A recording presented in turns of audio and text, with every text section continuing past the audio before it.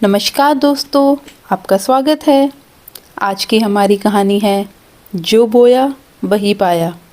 दोस्तों, कितनी अजीब बात है कि माँ बाप पूरी ज़िंदगी मेहनत करते हैं, अपना एक आशियाना बनाते हैं और उन्हें लगता है कि अपने बहू बेटों व नाती पोतों के साथ बुढ़ापा चैन से कटेगा। लेकिन क्या ऐसा हो पाता है? और जब माँ बाप दोनों में से कोई एक जब ना रहे तो परिस्थितियाँ और भी भयावह हो जाती है। आज की हमारी कहानी एक ऐसे ही परिवार की है। जैसे ही पिता की मौत होती है और माँ कुछ दिनों के लिए गांव जाती है, दोनों बेटे और बहुएं घर का बंटवारा कर माँ को स्टोर रूम का रास्ता दिखा देते हैं। लेकिन माँ और दादी ने मिलकर जो किया वो समय की मांग थी, जिससे दूसरे बच्चों को भी सबक मिलेगा। ऐसा क्या किया, आइए जानते हैं इस कहानी में। डोरबेल की आवाज़ सुनकर गोलू दरवाज़ा खोलने आया। गोलू ने दरवाजे की होल से आंख सटाकर देखा और देखते ही चौंक गया, क्योंकि दरवाजे पर उसकी दादी और एक औरत खड़ी थी। वह देखते ही चिल्लाया, चाची चाची देखो कौन आया है। बेटा तू क्यों चिल्ला रहा है? चाची आपकी आफत आ गई है। अरे तू ऐसा क्यों बोल रहा है बेटा? चाची आप ही तो दादी को आफत कह के बुलाती हो। दादी के साथ एक और बूढ़ी औरत आई है। एक और औरत? चाची दरवाज़ा खोल दो। क्या? नहीं नहीं, लाइट बंद कर दो ताकि दादी को लगे कि घर में कोई नहीं है, और चुपचाप यहाँ से सरक जाओ। अभी तो 15 दिन ही हुए हैं। गांव से इतना जल्दी क्यों लौट आई? उनका वहाँ मन नहीं लगा होगा क्या? गोलू ने ऐसे ही किया जैसे कि सरिता ने कहा। दरवाज़ा बंद करके सब शांत हो गए। बहुत देर तक दरवाज़ा नहीं खुला तो बाहर खड़ी हुई सरिता जी ने दरवाजे के होल से देखा तो घर में कोई दिखाई नहीं दे रहा था। तो वह सोचने लगी, पता नहीं सब कहाँ गए। दरवाज़ा तो अंदर से बंद है। अगर सब बाहर गए होते तो दरवाज़ा बाहर से लॉक रहता। तभी अंदर से मनीष आया और कहने लगा, अरे सरिता, तुमने हॉल में अंधेरा क्यों कर रखा है? सरिता बोली, सुनिए जी, माँ जी आई हैं और साथ में एक औरत है। एक और औरत? कौन है? ज़रूर दादी होंगी। दादी को क्यों लाई हैं? यह तो गांव में चाची जी के पास थी ना। मनीष की पत्नी सरिता बोली, बुढ़िया सठिया गई है, खुद के रहने का ठिकाना नहीं और साथ में शमशान में भी पैर फैलाए बैठी। अपनी सास को भी यहीं ले आई। डोरबेल अभी भी बज ही रही थी। आवाज़ सुनकर अंदर से बड़ा बेटा राजवीर भी आ गया। बोला, डोरबेल बज रही है और तुम लोग सब यहीं हॉल में हो, दरवाज़ा क्यों नहीं खोल रहे? सुनाई नहीं देता क्या? छोटा भाई मनीष बोला, भैया माँ गांव से लौट आई, साथ में दादी भी है। अब तो उनके लिए 2 कमरे खाली करने पड़ेंगे। राजवीर बोला, दोनों एक कमरे में रह लेंगे। तेरे पास जो स्टोर रूम है वह दे देना। मनीष बोला, स्टोर रूम बहुत छोटा है, ऊपर से कोई खिड़की भी नहीं है, 2 खटिया वहाँ पर नहीं बिछ पाएगी। माँ का कमरा आपके हिस्से में आया है, आप ही वहाँ कमरा उन्हें लौटा दो। माँ के मरने के बाद उसे आप वापस ले लेना। डोरबेल अभी भी बजती ही जा रही थी। राजवीर बोला, तू क्या चाहता है? दोनों का खर्चा मैं अकेले उठाऊं? बहुत चालाक है। राजवीर की पत्नी भी वहां आ गई और बोली, कम से कम डोरबेल बज रही है तो उसे तो खोल दीजिए। कोई भिखारी है क्या? आप लोग दरवाज़ा क्यों नहीं खोल रहे? राजवीर अपनी पत्नी से बोला, जा गेट खोल दे, बाहर तुम्हारी सास और दादी सास खड़ी है ना। नाना, मैं नहीं जाऊंगी, अभी तो माँ जी को गए 1 हफ्ता ही हुआ है, फिर से चली आई। वहाँ मन नहीं लगता क्या उनका? क्यों झोला उठा यहाँ वापस चली आई? उनके कमरे में तो मेरी सहेलियाँ बैठी है। पता नहीं क्या सूझा। रीना पूरा दरवाज़ा खोलती है तो देखती है सरिता के मम्मी पापा आए हैं। अंदर आते ही सरिता की माँ बोली, इतनी देर क्यों कर दी दरवाज़ा खोलने में? एक तो बुलाती हो फिर दरवाज़ा भी नहीं खोलती हो। सरिता अपनी माँ को देखकर खुश हो जाती है। माँ, यहाँ पर गोलू ने बोला कि दादी आई है। सरिता की माँ ने कहा, फ़ोन आया था कि तेरी तबीयत खराब है।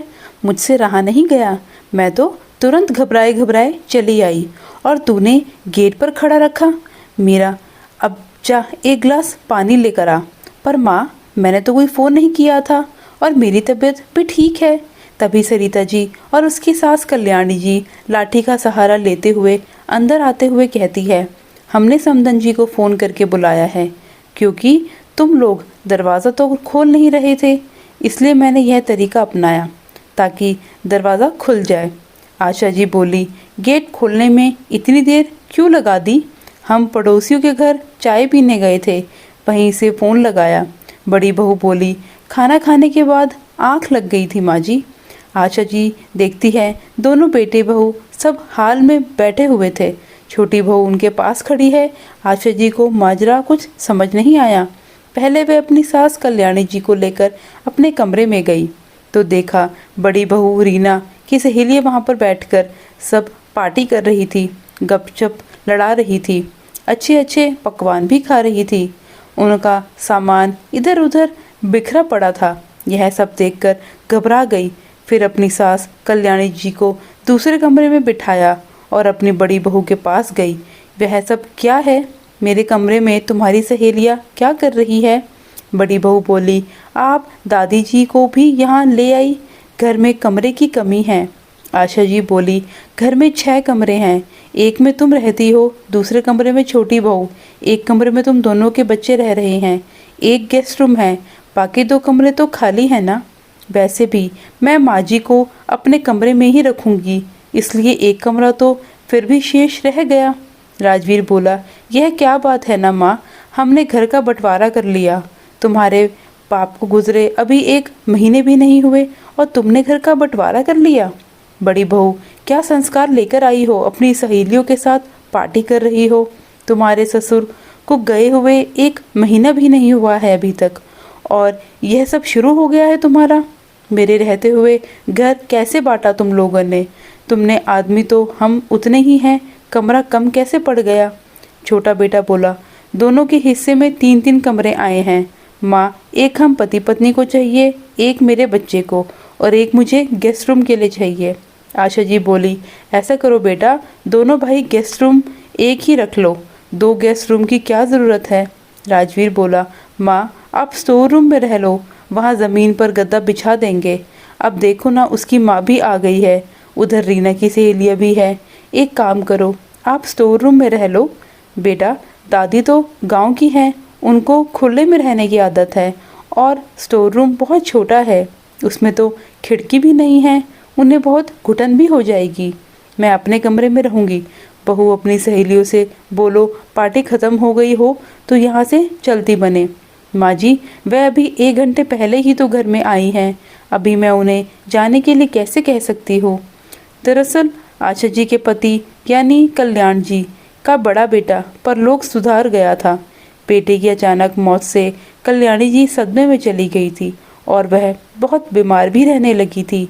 आशा जी अपनी सास को माँ की तरह मानती थी, उनका बहुत सम्मान करती थी, इसलिए सासू माँ की देखभाल के लिए वह कुछ दिनों के लिए गांव चली गई थी ताकि सास की सेवा कर उन्हें ठीक कर सके।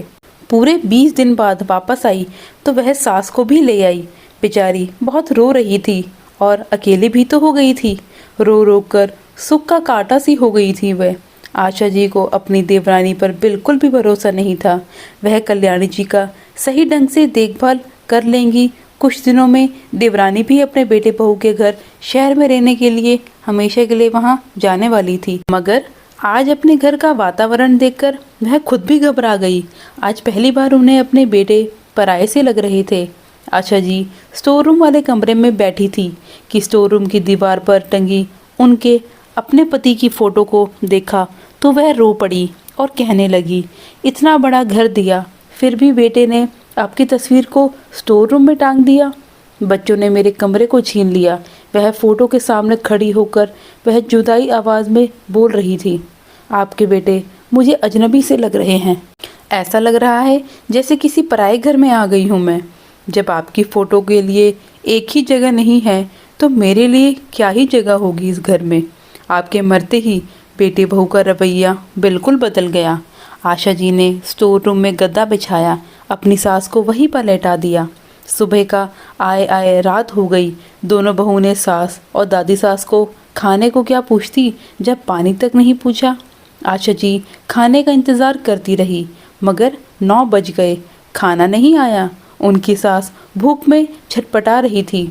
उनकी सास की हालत वह देख नहीं पाई, उठकर खुद रसोई में गई तो देखा दोनों बहू ने रसोई के भी दो हिस्सों में बांट लिया था, दो गेट निकाल दिए थे। आशा जी बोली, बहू सुबह से खाने को कुछ नहीं मिला। दोनों बहुएं चुप थी, एक दूसरे का मुंह ताक रही थी। बड़ी सोच रही थी कि छोटी देगी और छोटी सोच रही थी कि बड़ी बहू दे देगी। एक से बढ़कर एक खाना बनाने में बहुत बिजी हैं, जैसे कोई कंपटीशन चल रहा हो। बड़ी बहू अपनी सहेलियों के लिए सेवइयाँ और पिज़्ज़ा बना रही थी और छोटी बहू पनीर पुलाव बना रही थी। ऐसा लग रहा था जैसे कोई मास्टर शेफ में कंपटीशन में गए हो। यह देखकर आशा जी खुश हो जाती है और कहती है कि तुम लोग इतना कुछ बना रही हो तो दादी सास के लिए भी दे दो, बहुत दिनों से कुछ अच्छा नहीं खाया है उन्होंने। मुझसे भी अब बुढ़ापे में इतना काम तो हो पाता है नहीं। चलो अब घर आ गई हूँ तो चैन से दो रोटी बना के मुझे खिला दिया करो। माँ जी, आज घर में मेहमान आए हैं तो हम उनके लिए स्पेशल बना रहे हैं। यह मत सोचो कि आपको भी दावत मिलेगी। आप खाने के बारे में ना सोचिए। 90 बरस की दादी सास को आप यह सब खाना खिलाएंगी, उन्हें हजम नहीं होगा। खटिया फिर से पकड़ लेंगी वो और आपको उनका सेवा करना पड़ेगा। हम तो उनको छूने वाले नहीं। आप जाकर खिचड़ी ही बना लीजिए। बहू, मेरी सास तो खिचड़ी खाएगी क्योंकि उनके दांत नहीं हैं, पर यह सब खाना नहीं खा पाएगी। पर मैं तो खा सकती हूँ ना। छोटी बहू बोली, माँ, जब मेरा 8वां महीना चल रहा है और आप यहाँ जान लीजिए कि कोई आपके लिए पकवान नहीं बनाएगा। अपनी माँ के लिए बनाया है मैंने ये सब। बड़ी मुश्किल से हाफते हाफते अपनी माँ के लिए खाना बनाया है। बहुत भूख लगी है तो फ्रिज में ब्रेड बटर बचा है, जाके खा लीजिए। नहीं तो आप बड़ी भाभी को बोलिए, खिचड़ी बना देंगी। बहू सरिता बोली, माँ जी, मेरी सहेलियाँ आई हैं, आपको दिखाई नहीं देता। अब आप आफत लेकर आ गई हैं तो खिचड़ी आप खुद ही बना लीजिए। आप भी उस हड्डी के ढांचे को यहाँ उठाकर लेकर आ गई। आशा जी को गुस्सा आया। बोली, बड़ी बहू अपनी ज़ुबान को संभाल कर बात करे। यह मेरी सास है, मेरी सगी माँ से भी बढ़कर है। एक बार मेरे बारे में कुछ बोलोगी तो मैं सुन लूँगी, लेकिन मेरी सास के बारे में बोलोगी तो तेरी ज़बान खींच लूँगी। आने दे दो बेटों को, बोलती हूँ। तभी राजवीर आ गया, अपना बड़ा बेटा। देख रहा है तेरी बीवी दादी के बारे में कितना अनाप शनाप बक रही है। उसके लिए कटोरी खिचड़ी बनाना इसको भारी लग रहा है। माँ, रीना सही तो कह रही है और मुझे और भी काम है। सुबह सुबह तुम लोगों का झगड़ा सुनने कर मेरा बिल्कुल मन नहीं है और ये सब सुन के आप मेरा दिन मत खराब कीजिए। अब आप मुझे काम पर जाने दो। इतना कहकर राजवीर गुस्से में चला गया। बड़ी बहू तो पति का साथ पाकर और बोलने लगी, उस बुढ़िया के बारे में बोलेगी तो क्या कर लेगी। यह आपकी रोटी का ठिकाना नहीं और आप एक और बोझ उठा कर ले आई। आंखें मत दिखाओ माँ जी, अब आपका दिन गए। कहते हुए बड़ी बहू रसोई में कुंडी लगाकर अपने कमरे में जाने लगी। और माँ जी, आपको कोई शर्म लिहाज है? मेरी सहेलियाँ आई हैं, सब मेहमानों के बीच आप तमाशा कर रही है। चुपचाप नहीं बैठ सकती। सुनिए सासू माँ, मैं सिनेमा देखने जा रही। फिर छोटी बहू ने भी यही किया, अपनी रसोई में ताला लगाकर अपने कमरे में चली गई। यह सब देखकर आशा जी के पैरों में जान ही नहीं बची। वह आंगन में बैठ गई और आंखों में आंसू उमड़ आए। आशा जी स्टोर रूम में गई और गांव से जो टिफ़िन बनाकर लाई थी अपने झोले से निकाला। उसमें रोटियां अभी बची थी और सब्जी भी थी जो खराब हो गई थी, पर रोटी सही थी। फिर कुछ पैसे लेकर वह बाजार गई और दूध लाई। फिर रोटी को चूर चूर करके अपनी सास को चम्मच से खिलाने लगी।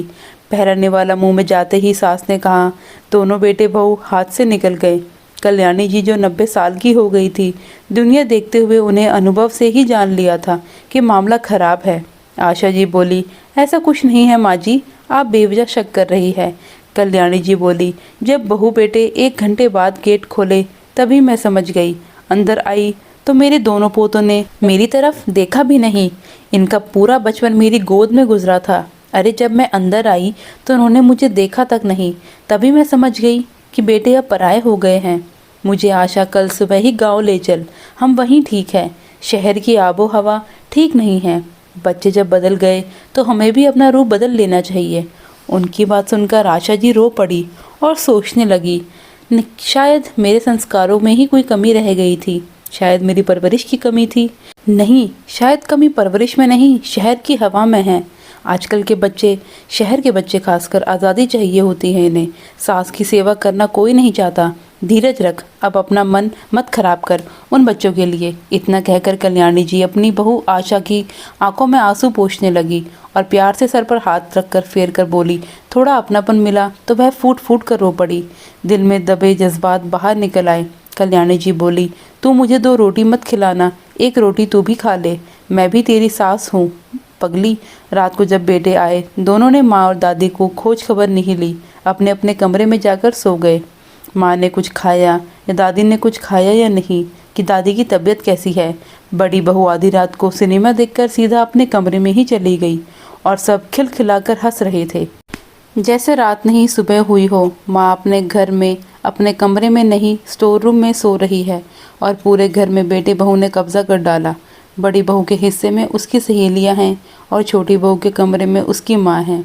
सुबह हुई, बड़ी बहू स्टोर रूम में आई और कहने लगी, माँ जी, ओ माँ जी, उठिए, इतनी देर हो गई है, अभी तक आप सो रही हैं? सुबह के 5 बज रहे हैं। बहू, अभी तो सुबह के 5 ही बज रहे हैं। चाय लाई हो तो रख दो, उठकर पी लेती हूँ। जा पहले दादी सास को उठा दे, जगह बदल, मुझे रात को देर में नींद आई। बड़ी बहू बोली, माँ जी, चाय वाय अब आप गांव में जाकर पी लीजिए, ऑटो खड़ा है, आप दोनों गांव के लिए चले जाइए। सामान तो पैक है ना? आपके बेटे गांव भेजना चाहते हैं आप लोगों को। छोटी बहू सरिता भी आती है और कहती है, अच्छा हुआ मेरी माँ को आपने बुला लिया। वैसे भी मैं माँ को बुलाने ही वाली थी, क्योंकि मेरा 8वां महीना चल रहा है और मुझे आपकी कोई ज़रूरत नहीं है। आपको मेरे होने वाले बच्चे की चिंता करने की भी ज़रूरत नहीं है। मेरी माँ यहाँ है, यह सब कर लेंगी। आप गांव चले जाइए। आपका गांव में 4 कमरों का घर है, वहाँ आप और दादी माँ आराम से रह लेंगे। अपना सामान उठाइए और यहाँ से चलते बनिए। आशा जी सोकर उठ भी नहीं पाई थी और बहू ने अपने घर से निकालना शुरू कर दिया। शायद आशा जी को पहले से ही सब आभास हो चुका था। वह अपनी सास कल्याणी जी दोनों आंखें मिलते हुए उठी। अपने बेटे से बोली, गांव तो जा रही हैं हम, पर खर्चा कौन उठाएगा? माँ, तुम्हें खर्चे की क्या ज़रूरत है? तुम्हारे अकाउंट में पिताजी के दिए हुए कुछ पैसे हैं, उन्हीं से गुजारा करो। बहुत कर लिया अपनी मनमानी। इस घर में आप हमेशा अपनी चलाती रही, मगर अब आपकी बहू बर्दाश्त नहीं करने वाली। अगर आप यहाँ रहोगी तो रोज़ बेवजह कलह होते रहेंगे, लड़ाई झगड़ा होता रहेगा और हम यहाँ यह ऐसा होने नहीं देना चाहते।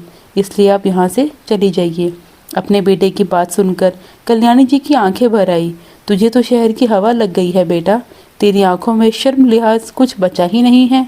अब पति की फ़ोटो को उठाया और रोती रोती अपने घर को छोड़कर हमेशा के लिए गांव चली गई। और बेटा भी इतने नालायक थे कि अपनी माँ को बस में भी नहीं बिठाया। पोता गोलू कहता है, माँ, अब दादी को ऐसे घर में क्यों भगा रही हैं? यह सही नहीं है। चुप रहे, अपने कमरे में जा और खेल, बड़ों के बीच में मत मत बोला कर। रीना बोली। जब आशा जी गांव पहुंचती हैं तो देखती है कि उनके देवर वह घर छोड़कर कहीं और जाने की तैयारी कर रहे हैं।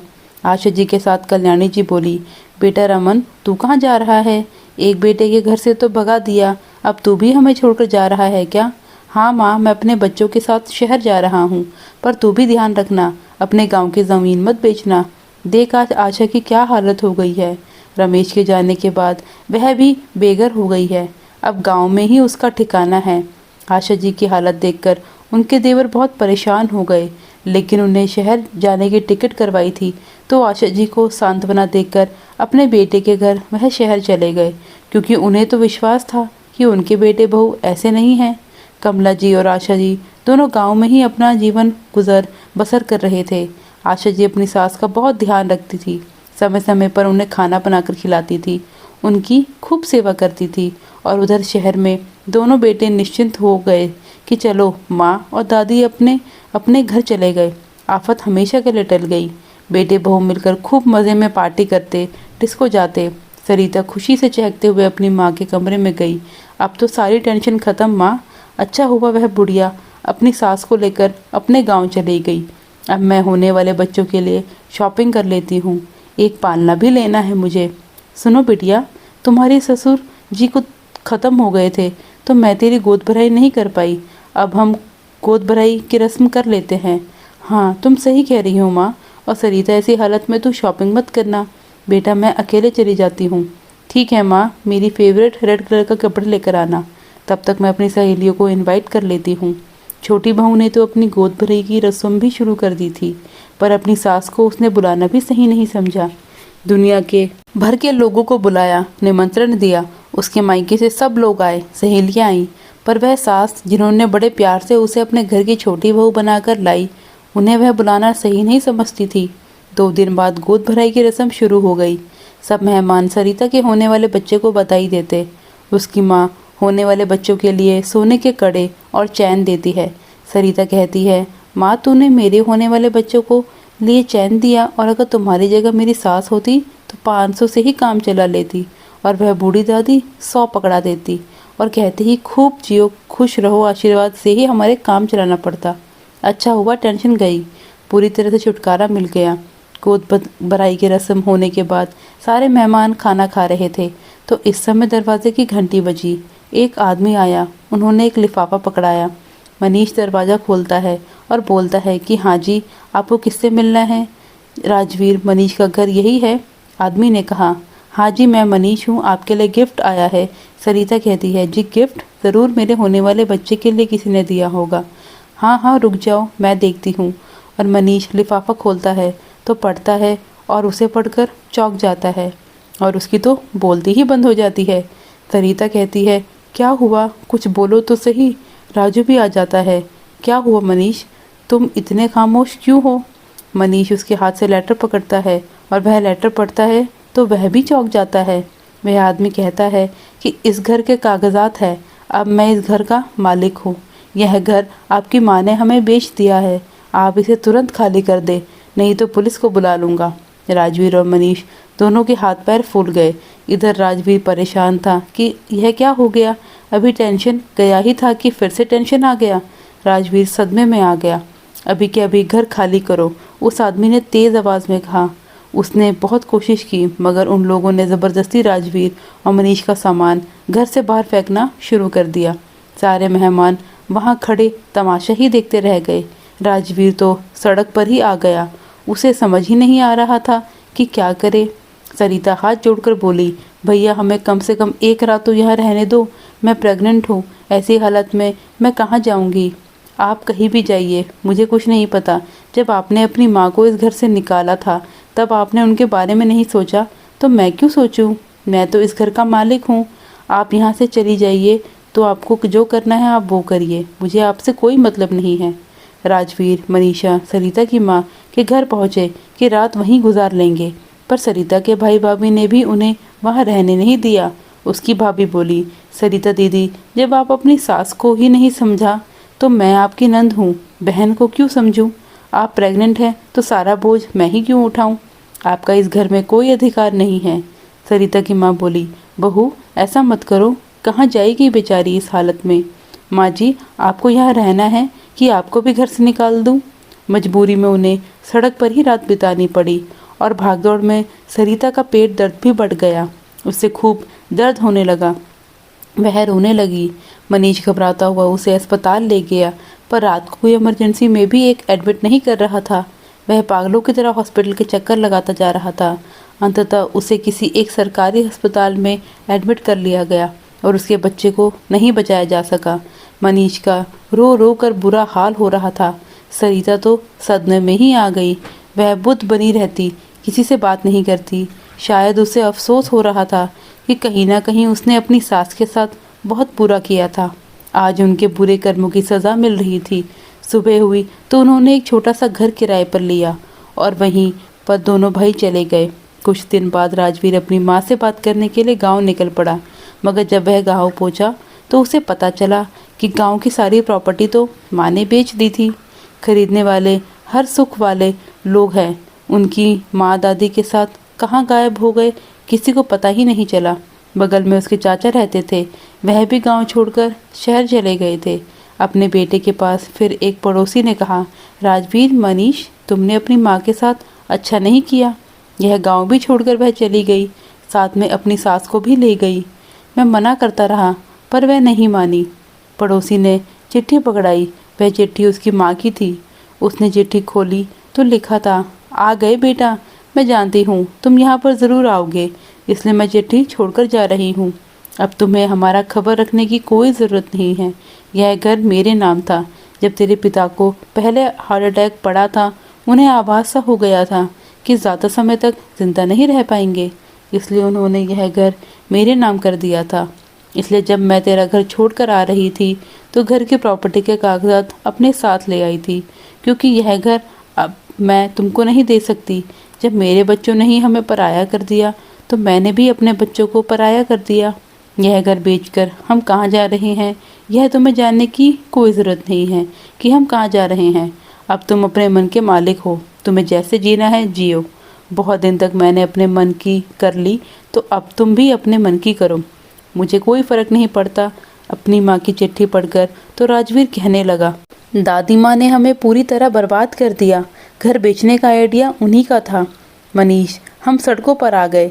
सारी बातें जब बहू ने सुनी तो अपने किए पर पछताने लगी, क्योंकि यह सब उनका ही किया धरा था। आशा जी और उसकी सास कमला जी दूसरे शहर में जाकर एक अच्छे से वृद्धाश्रम में शरण ले लेती है। अब आशा जी के जीवन का मकसद वृद्ध लोगों की सेवा करना था। दोस्तों, यह थी आज की कहानी। आपको कैसी लगी कमेंट करके ज़रूर बताएं, और चैनल पर नए हैं तो सब्सक्राइब करें। धन्यवाद।